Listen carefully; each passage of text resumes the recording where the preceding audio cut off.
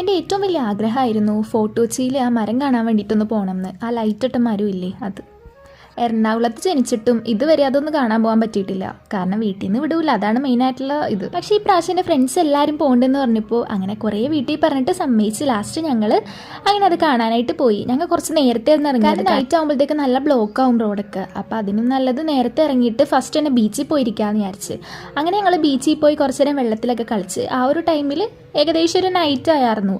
അങ്ങനെ ഞങ്ങൾ ആ മരം കാണാൻ വേണ്ടിയിട്ട് പോയി. ശരിക്കും പറഞ്ഞാൽ കണ്ണിന് ഒരു കുളിർമ നൽകണ ഒരു സീൻ തന്നെ പറയാം.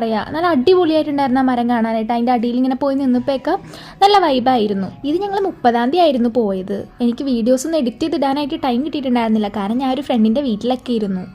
ഞാൻ ഡിഗ്രിയിലെ ഫ്രണ്ട്സിൻ്റെ കൂടെ ആയിരുന്നു പോയത്. അതേപോലെ തന്നെ ഞാൻ ഈ ഒരു കോളിഫ്ലവർ വാങ്ങിച്ചിട്ടുണ്ടായിരുന്നു, അങ്ങനെ അതൊക്കെ കഴിച്ചു.